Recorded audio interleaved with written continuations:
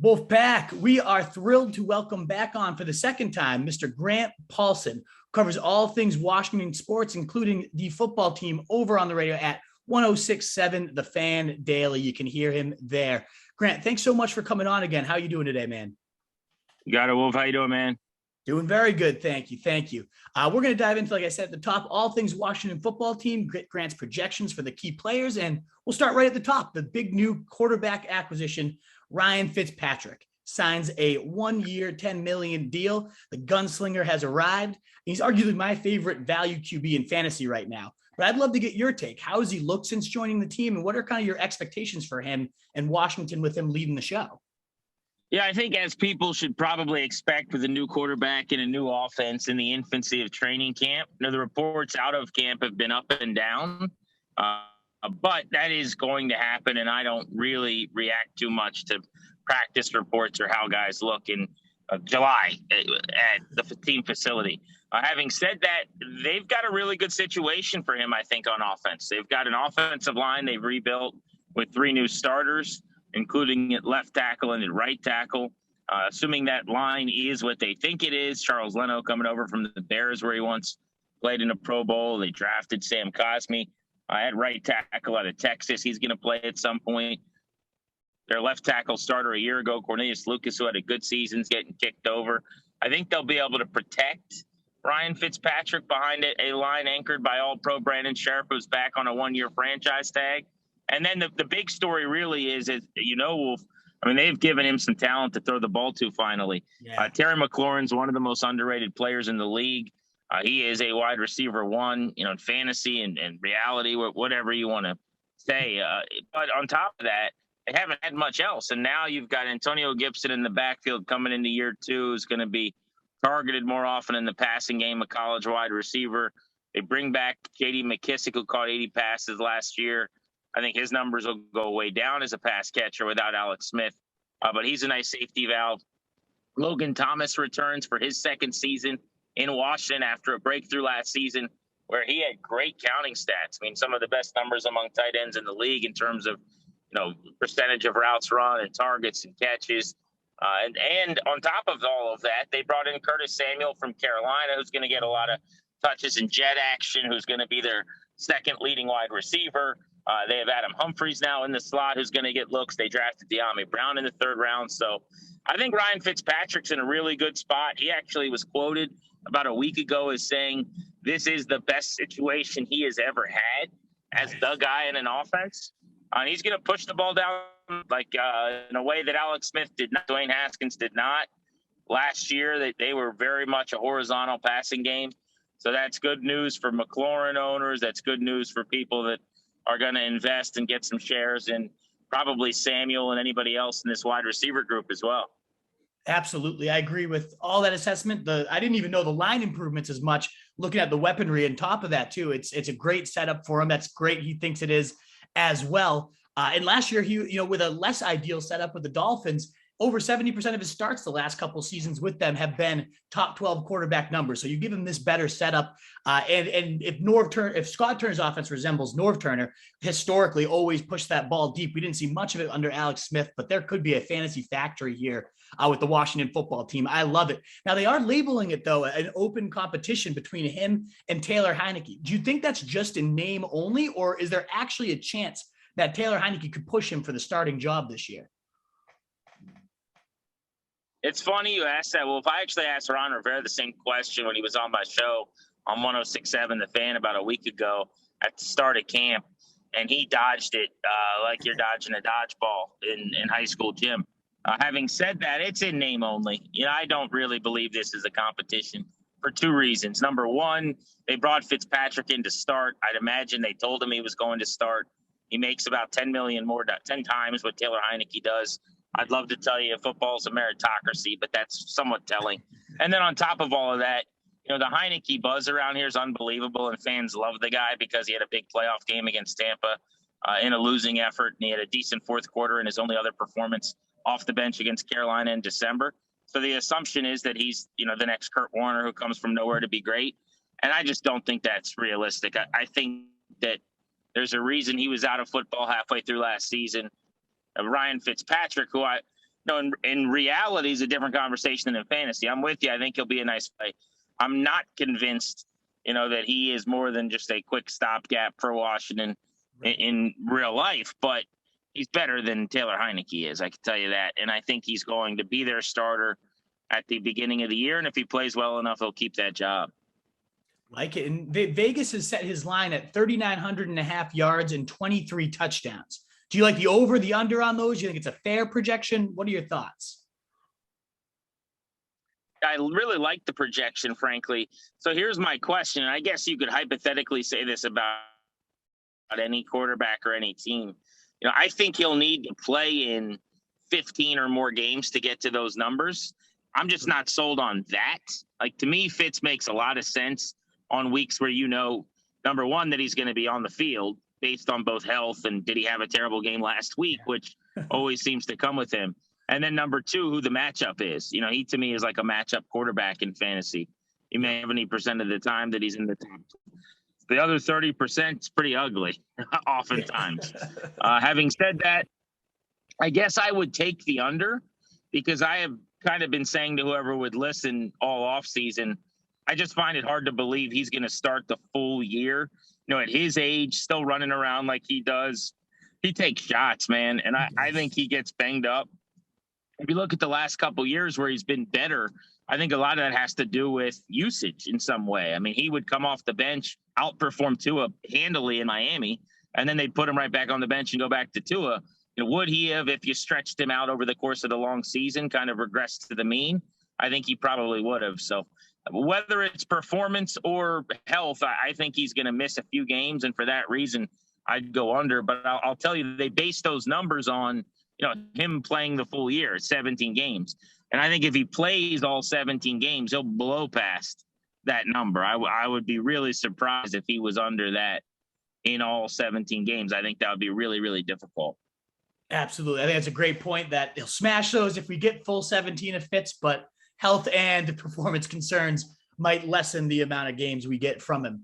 Intriguing indeed. Well, moving on, you cited this guy while you were talking about Fitzpatrick, probably the player fantasy owners, and I know certainly myself, are most excited about is Antonio Gibson. He's going to be the first Washington player off the board in most drafts.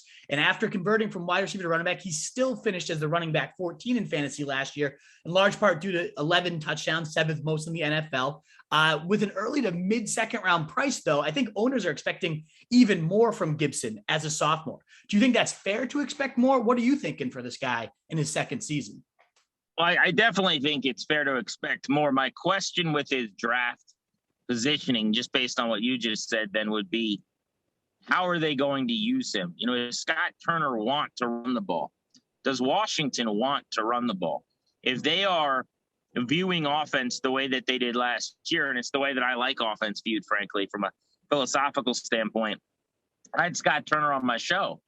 And I asked Scott Turner, about the amount that they throw to running backs. And his point is, if we could target a running back 8 times and they catch it 8 times, how's that any different than a handoff?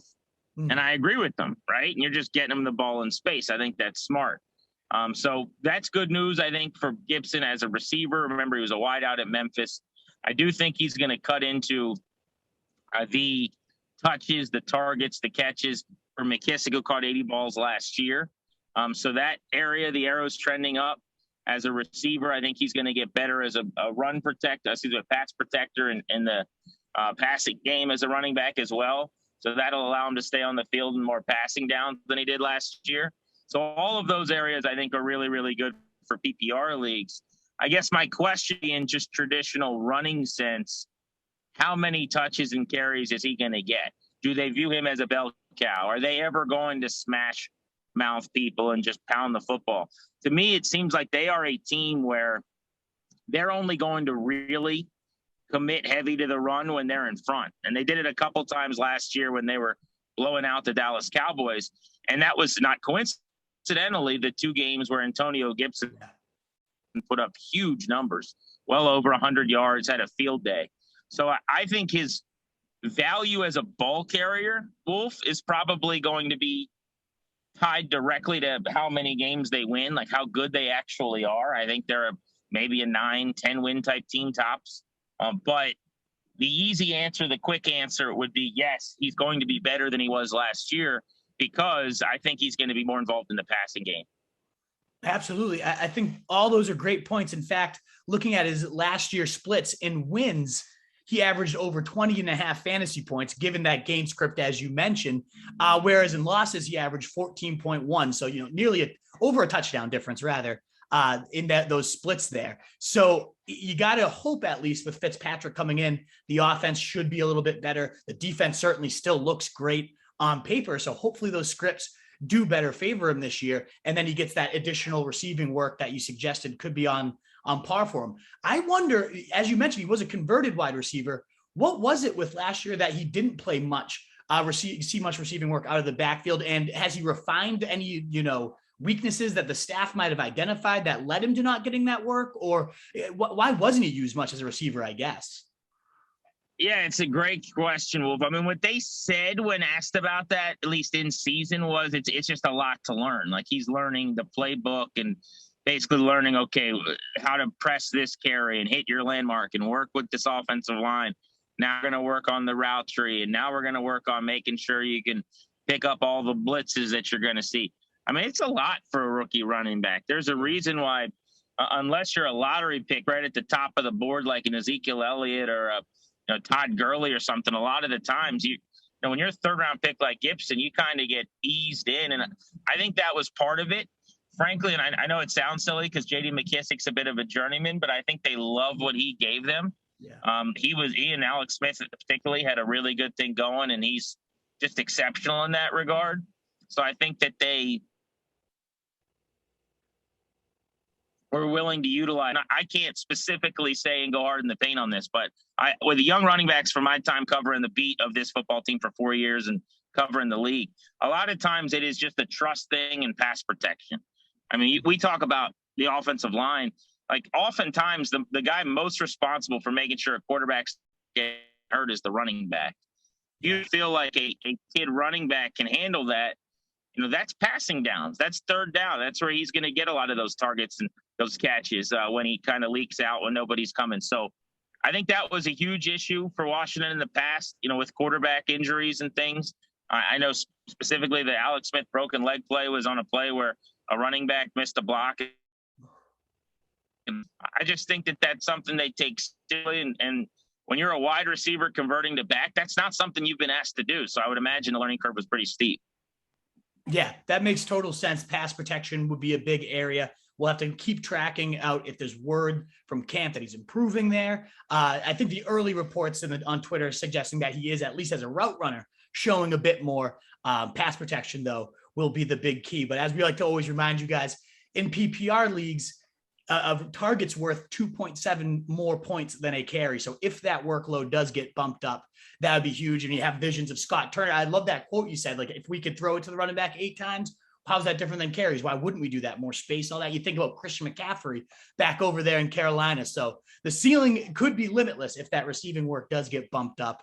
And certainly, with a mid-second price tag, owners are expecting that ceiling to definitely get lifted. So we will see how he goes. Vegas sets his over-under at 1,025 and a half yards on the ground specifically, not total yards. Do you think he hits that rushing-wise, or is that a little bit lofty?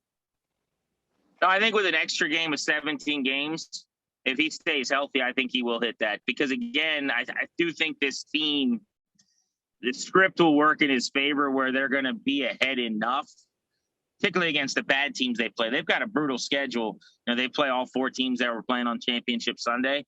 Maybe those weeks, those numbers are lower. But I think he could put some hay in the barn in some of the games they're playing against inferior clubs. And I think, in 17 games, if he's not at close to 1,100, they'd be pretty disappointed, because it would mean, number one, they're not playing in front, but number two, they didn't do what they wanted, which was feed him more this season. Absolutely. And you referenced those Dallas Cowboys games too. If I'm not mistaken, one of them happened on Thanksgiving, and it was an ultimate glorious feast, like 3 touchdowns, insane. I still, now you should maybe go back to Thanksgiving Day. It was amazing.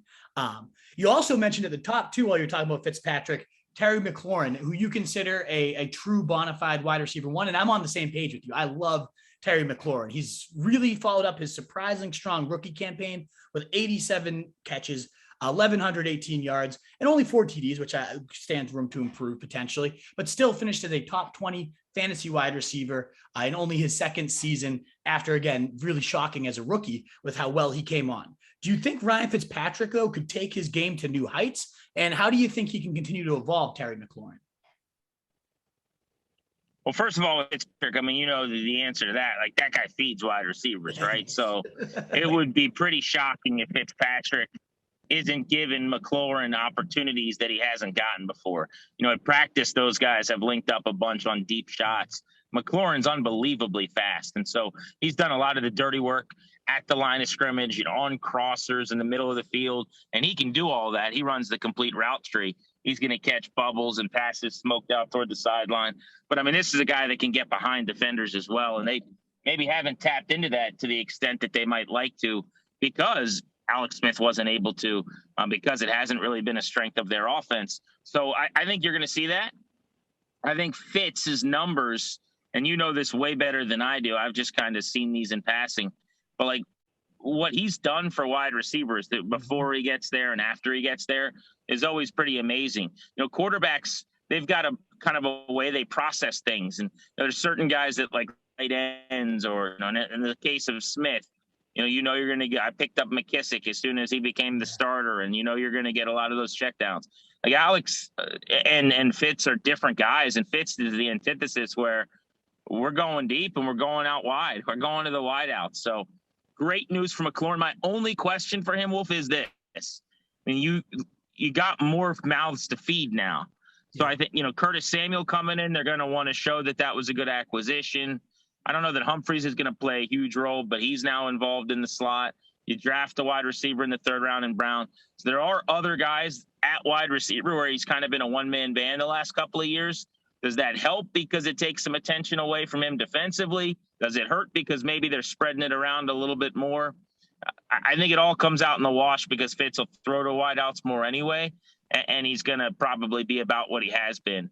But that would be my one concern, so to speak, in terms of a major breakthrough for him into that top like 12 to 15 in fantasy.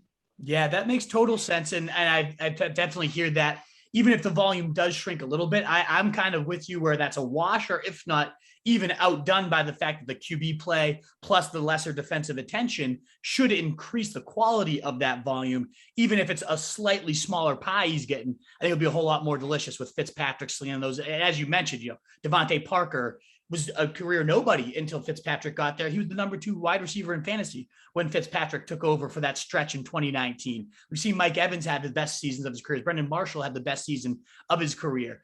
So yeah, there's definitely a true history to Fitzpatrick peppering his number 1, Stevie Johnson. I mean, there's a long tree of that. And it seems like McLaurin's lined up to be the next one, take that game to new heights, especially the jump ball situations that I don't think Smith really put his receivers into often. He's so conservative in that sense.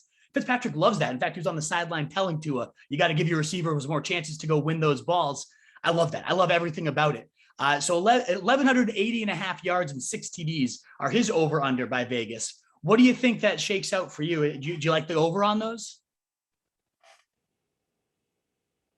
I'll take the over on the yards, and I think he's due some touchdowns, honestly. I mean, last year was a little bit of a quirky thing. And again, they just didn't have enough of a vertical opportunity or press the ball down the field enough to score a lot.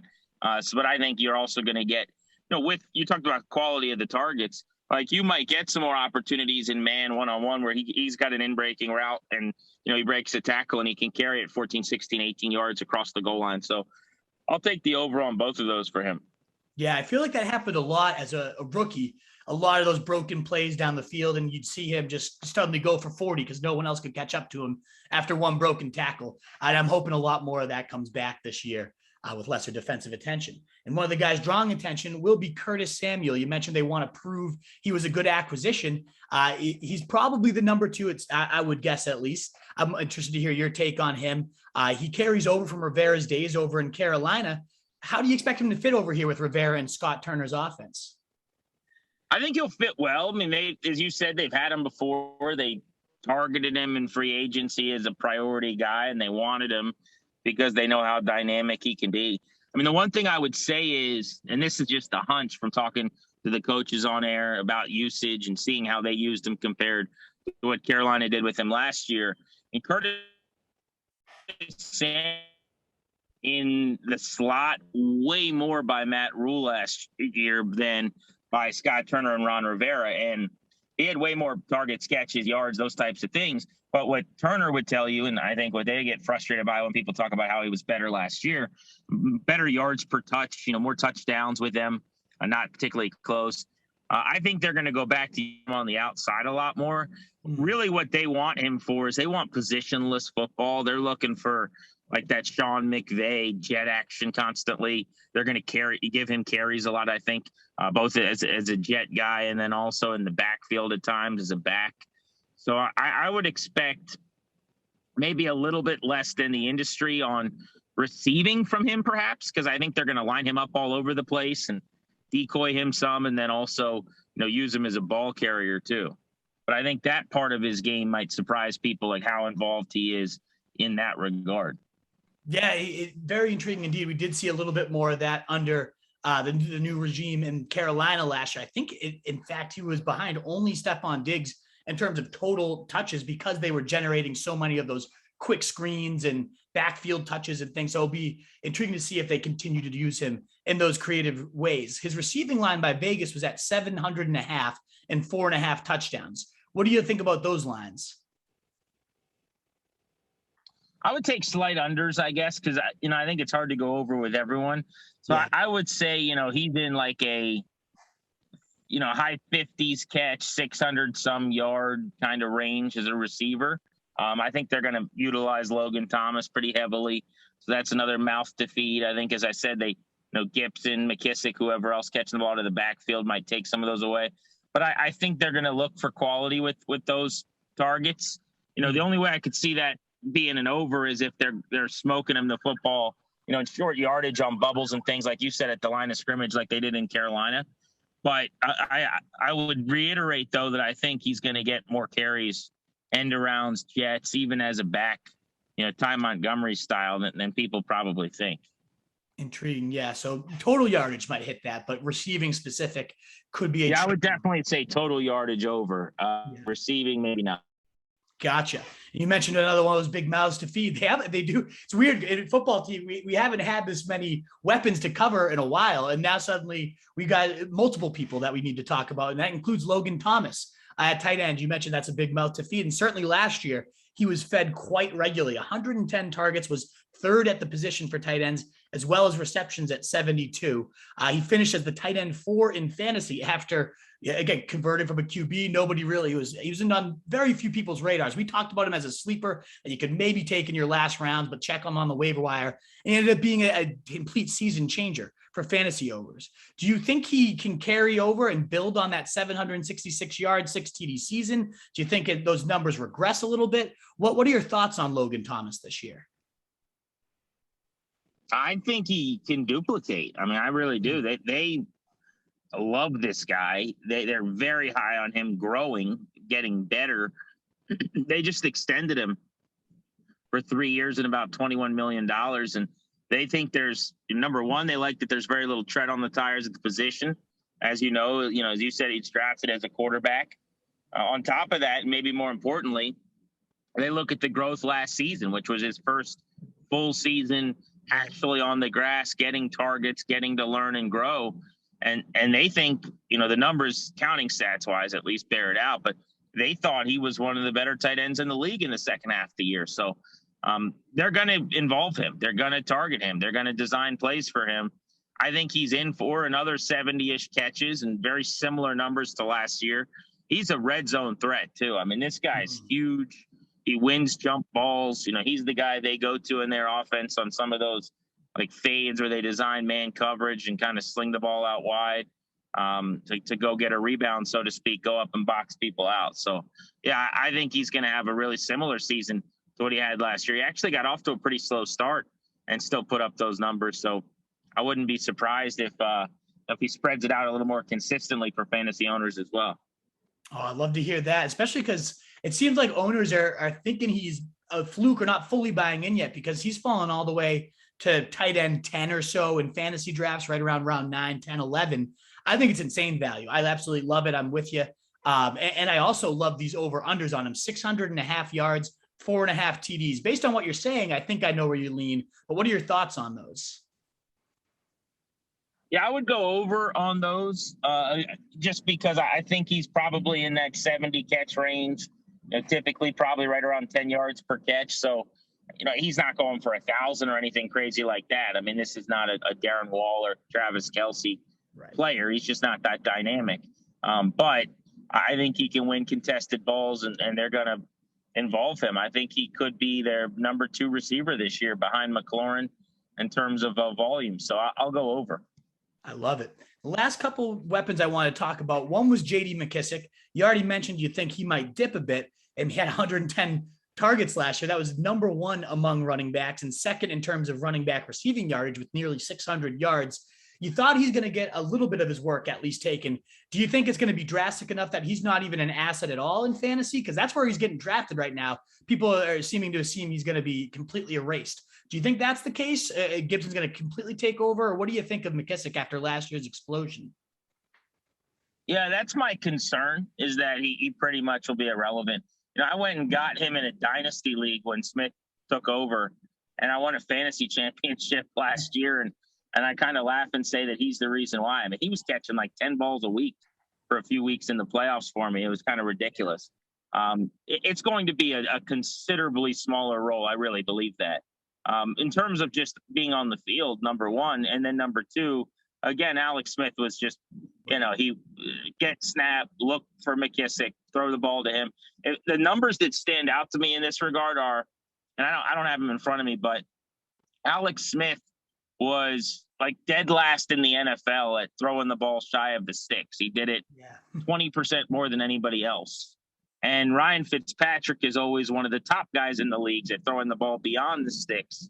And while that isn't specifically just saying you're not targeting running backs, it tells you a lot about that. So, yeah, I would sell on McKissic. I would go under just about any totals. I will say that I have kept him on my dynasty roster, and the only reason why is, if you have, for whatever reason, like an injury to a Gibson, I think right away what would happen is he would get a lot of the work on passing downs, assuming he's still on the roster. So that's kind of the one avenue I see to some production. But at the start of the year, I would not, draft him and sim or anything like that. Intriguing indeed. Yeah, I think you're in line with a lot of what people are thinking heading into the fantasy season. The last weapon I want to touch on is that exciting rookie they drafted over there in round 3, kind of defined big play threat at UNC, averaging over 20 yards per catch over his last 100 grabs, included 8 touchdowns of 40+ yards. The guy can certainly stretch the field. Do you think that's going to lead to a lot of playing time as a rookie? Is he showing that speed off early in camp? What are your expectations for Dyami Brown? So I think how much Dyami Brown plays is going to come down to how they use Curtis Samuel. Here's what I mean by that. If they use Samuel in the slot a lot, then I think you will see a good bit of Dyami Brown on the outside. If they use Samuel outside a bunch, which I expect is more likely what they're going to do, that's what they did with Samuel in Carolina, then I think you'll see Adam Humphries as the primary third guy in the slot. Not to say Dyami can't do that, but we talked earlier about Gibson and the amount of roles you're trying to learn and how difficult that is. So I think, initially Brown maybe plays more outside than inside. I would tell you that my expectations, because of just how much better this receiver group is, are that he's not going to play enough to be a weekly consistent fantasy threat. I think he's going to catch some deep balls. If you tell me right now he's going to have a handful of like 50-yard grabs this year, that would not stun me. I mean, I think they're going to have an offense where they're trying to go down the field, and that's going to be his role. I think of like, this is a deep cut for people, but like Aldrick Robinson over the years was a guy that would he'd go 2-3 weeks where he may not catch, but 2-3 passes total. And then he'd have like 2 grabs for 89 yards and a touchdown or something. Like, I could see something like that. And the only thing is, I don't know until I see how they're going to use Samuel, because I would imagine it's going to be a lot more Humphries in the slot and Samuel on the outside. But That's kind of the role I'm envisioning for him this year, and then they'll let him grow into being something, more consistent and more utilized as he gets comfortable. I think they drafted him to layer talent at the position and to bring speed to this offense. Absolutely. Yeah. And actually that I meant to ask what we were talking about, Samuel. We haven't seen how they're going to use him because he hasn't been on the field. First, it was due to the groin injury. There's also state reports that he's on the COVID-19 list now. How concerned should we be that he hasn't been getting acclimated to this offense? We haven't seen him out there. Is there any concern from the team that this could linger on, or is it something that should be done by the time camp's over? I mean, coaches always pretend like nothing's amiss, like there's nothing to worry about, right? Mm-hmm. I will say that Ron Rivera's been very adamant that this is not a concern, that this is not something that they are going to lose sleep over. The only reason I'm going to double down with him on that is specific to the offense. Like he's played in this offense. I mean, he was in this offense for a couple of years. He knows Scott Turner. I don't know that he has to study the playbook. I don't know how much they've added or how much is different. So I'm not concerned. I'm not worried about that. I guess theoretically I'm more worried about the injury itself, but they seem to think it's a fairly minimal groin injury and they're just bringing him along slowly as a precautionary measure. Obviously the COVID thing, while not ideal, your fingers crossed, he's healthy and fine. Most of these players come right back from that without much incident. So on a scale of 1 to 10, I'm like a 2 or 3 on Samuel. If he starts missing action when they're playing a quarter at a time with starters in the preseason, then I'll elevate that number. But right now, based on everything I've seen and heard, I think they feel like he'll be good to go when he needs to be on the field. Awesome. And not a player-specific question, but you keep bringing up Scott Turner. I know you talked to him recently on 106.7, The Fan over there in Washington. Does he drop any hints that his offense might change or evolve at all? I mean, last year they were top 8 in pace, top 8 in the pass attempts, even with Alex Smith playing pretty conservatively for a while. Has he talked about it all, the system evolving in year 2 as a play caller with Fitzmagic there? How do you see him faring in his second season over there with the football team? Yeah, he's got much better players now. He didn't really have good players at a lot of positions last year, including quarterback, where his tandem was a disaster. Alex Smith, for all of his incredible recovery storylines, played poorly. Dwayne Haskins played worse than that. So it wasn't easy, I'm sure, for him to call plays and to design offense. And on top of that, you had a guy who wouldn't go deep often in Smith and hasn't throughout his whole career. And I don't even know that they had the personnel to do it. Mm-hmm. They had a left tackle who's kind of a journeyman starting, maybe to protect him by not dropping, 5 and 7 steps and letting things develop down the field. You had really only McLaurin at the receiver position that was proven. And one of the numbers that Rivera likes to throw out there, I think he played 9 years in the league, and his 9 years in the league was more experience than the entire wide receiving core in Washington had last season going into the year. So now you add Curtis Samuel and Adam Humphries to that, and you draft Dyami Brown. It's a different group. The one thing I'll say that was pretty clear with Scott Turner, number one, he loves the speed. That's something they wanted to fix, and he feels like they have. And number two, and it was pretty clear, and this is an easy thing to say in the summer, but he really does believe, you use the word dynamic or exotic or whatever, but he really does believe that they're going to have a chance to go down the field a lot more. And I think he's really excited about that. He wants to make bigger plays. He knows that they have to get some things easier. They had to go on these long marathon 13-play drives and run all the plays because it's just too hard in this league to do that. You get a holding penalty and you're screwed, or one thing goes wrong and now you're behind the sticks. So I think he's planning this year on this offense being a little bit more prolific and yards coming in chunks. I think that's kind of what he hopes with the playmakers that they've added. Absolutely. Well, thank you, Grant, so much for your time today. Do you have a couple minutes, 2 minutes to run through our no huddle offense with rapid fire takes on 10 quick questions? Sure. All righty, let's do it. Who's the team's leading rusher and what's his yardage at this year? Gibson, and we'll go 1165. What about the leading receiver and their yardage? McLaurin, I'll go 1280. Wow. I like it. Biggest disappointment on offense for the football team this year? I'm going to go Curtis Samuel, and it's not that I'm not high on him. I just, being banged up to start camp, it's kind of a weird feel.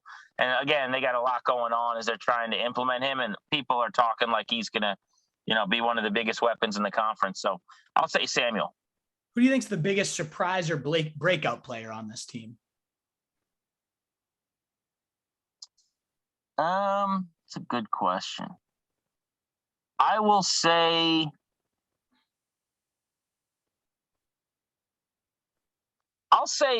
John Bates, who's a second tight end, catches like 4 or 5 touchdowns or something weird like that. He was a late round pick out of Boise State. I could see them, down around the goal line utilizing him.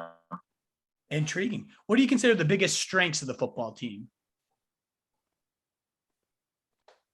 I think they have a smart plan on offense. I think most teams, like to ground and pound the football, and I'm not sure that that's the smartest way to run your offense anymore. I like that Scott Turner understands that the most underutilized way to move the football is throwing to running backs and throwing sideways. And I think they're going to do that with Gibson. They're going to do that with McLaurin and Samuel.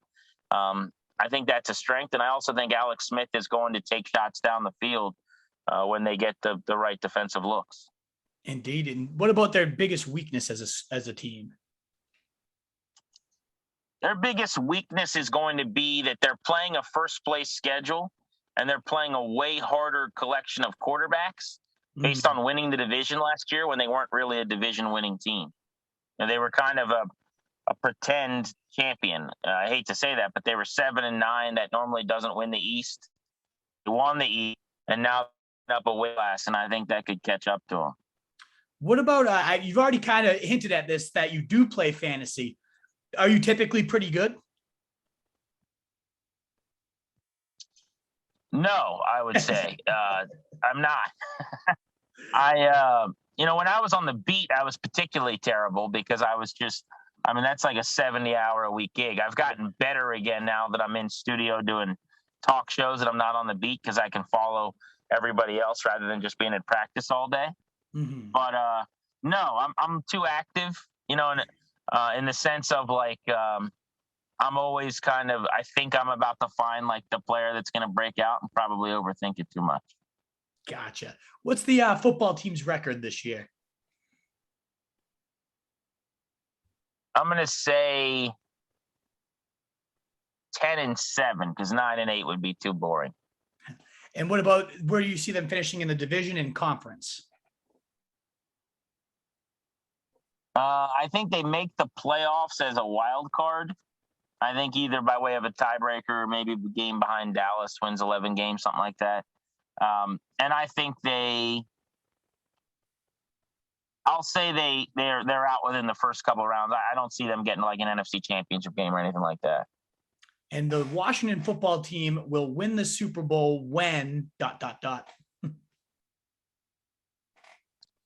They find a standout starting quarterback. I mean, they are, to me right now, a quarterback away from me feeling like they're a Super Bowl caliber team.